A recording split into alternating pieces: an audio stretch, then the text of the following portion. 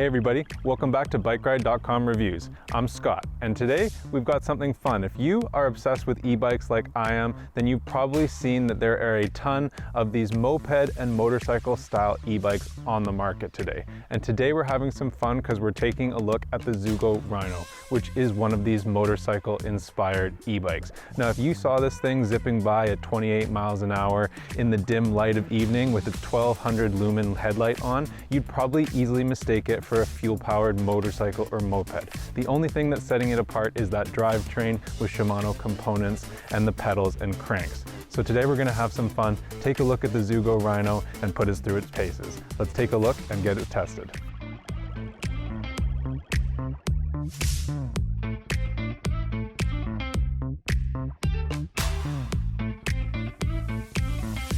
Here at BikeRide.com, we like to ride bikes. And in the process of testing bikes, things don't always go as planned. And things didn't go exactly as planned with the Zugo Rhino. So we do have an issue that we have to bring to your attention right away before we even start the review. So basically, the overview of what happened is at approximately 100 miles on the odometer for the Zugo, we had it out riding, everything was fine. After we'd shut off the motor and it had been sitting off for maybe 10-15 minutes, we came back to the unit, powered it on, the main display powered on, everything appeared to be functioning normally, but we didn't get any response from the pedal assist or from that throttle. So now we had no assist. We went through the standard troubleshooting that there is on the Zugo website, and we talked to the Zugo technicians, and eventually we came to determine that the problem was the controller on the unit.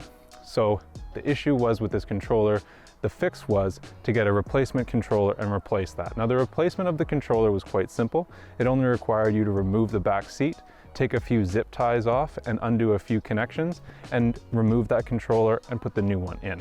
This fixed our issue immediately and we did not have another issue up till now. So everything's been all good, but this has to be a warranty and it has to be replaced directly from Zugo.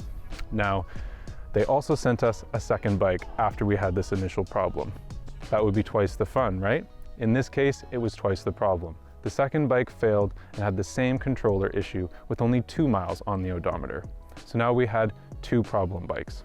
So far, Zugo has not said if this is a reoccurring problem, and they haven't been able to give us any other information on what's causing this problem, whether it's a supply chain issue or an issue with the controllers themselves.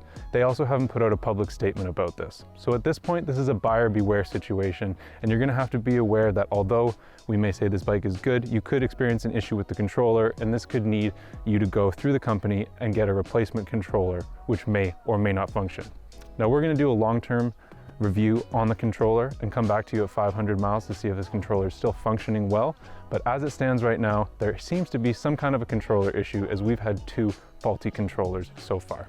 So with that out of the way, let's move forward and get on with the rest of the review. The Zugo Rhino is a motorcycle or moped style e-bike, and it comes in 2 different frame styles. So we have a high step version and a low step version. And we've luckily got both to play with, although one of them only we got to play with for about 2 miles. So the version that we have behind me is the high step version. The key difference between the 2 of them is the frame, with the high step having that cup holder integrated into the top tube of the frame and the low step having the cup holder relocated onto the down tube of the frame.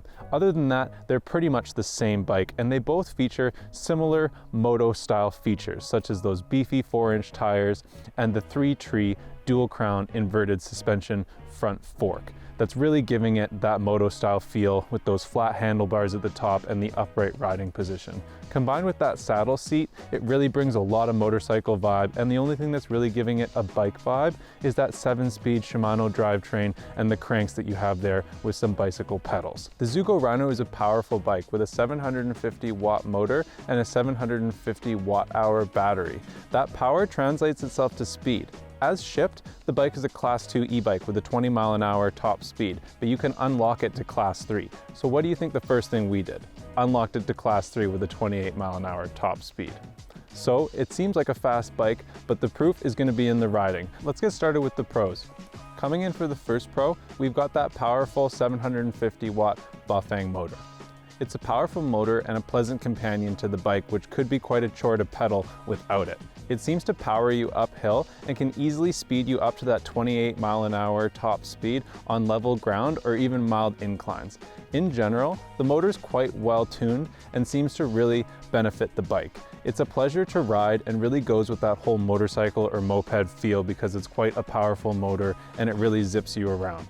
I think one of the most pleasant things about the motor is the fact that after reaching that 28-mile-an-hour top speed, it really maintains the speed well, sitting at about 28.5 to 29 miles an hour. So you're not feeling like the motor's dipping in power and then reapplying that power to get to that top speed. You really feel like it's just a smooth cruising speed, and it makes it a pleasurable ride that really eats up the miles. With good torque and acceleration, taking off and keeping up with traffic is no problem. In the 0 to 20 and 0 to 28 mile an hour tests, we got good times. With a throttle only, it performed a 0 to 20 in 6.5 seconds. With the pedal assist set to level 5, we got a 0 to 20 time of 6 seconds. And finally, we got a 0 to 28 mile an hour speed test in pedal assist level 7 of 10.5 seconds. The next pro is a confident and smooth ride overall. Keeping with that same motorcycle or moped style, some of the beneficial features are those large tires and that inverted suspension fork, as well as just the overall frame and that padded seat. When you're riding it around town, it's very comfortable getting up to speed and maintaining speed. And it's very comfortable even exceeding that speed when you're coming downhill. Those big tires offer some good bump resistance, and in general, the frame and steering of the bike are comfortable, and it's pretty easy to turn and maneuver into kind of corners and any kind of situation that you would run into riding it on the road. So overall, there's just a really confident feel to the bike, and it's really a pleasure to ride around town, and it really is in tune with that top speed and quite capable of doing everything you'd want it to do in its riding environment. And finally, the last pro is that bright 1200 lumen front headlight. It's a very nice headlight and one of the brightest lights that I've actually seen on an e-bike so far. It makes night riding comfortable with no auxiliary light, and I've actually noticed that when I'm out and about on the road during the day or at night, drivers seem to give me a little bit of extra room when they see me oncoming because they think that I'm some kind of a motor vehicle and not just your average bike.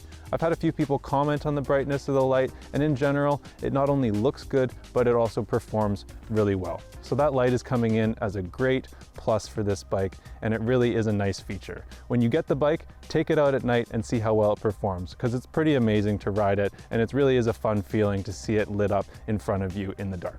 The first con for the Zugo is that controller failure.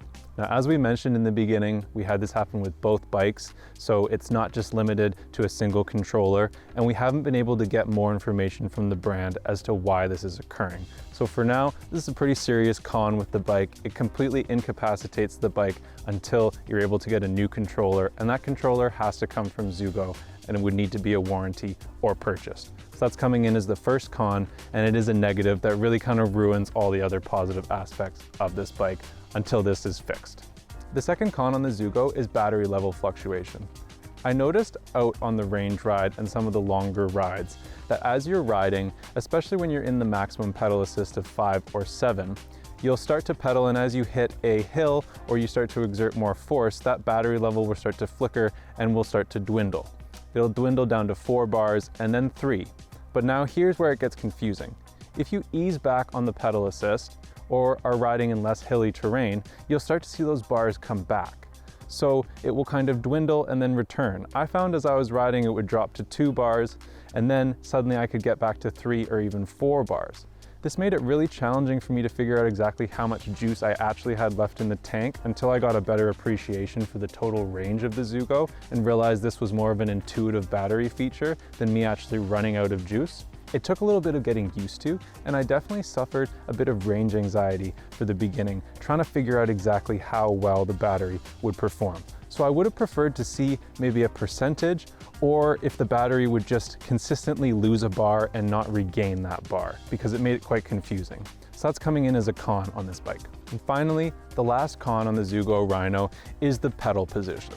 Now, there is no adjustability to the seat or cranks, obviously, on this bike. So you basically have what you get. The only way that you can adjust and get a better pedal position for your leg is by moving up and down on that seat. So over the long distance, when you're out on those longer rides, you'll begin to feel it after a while. Here's some points of note about the Zugo Rhino that we think prospective buyers should keep in mind.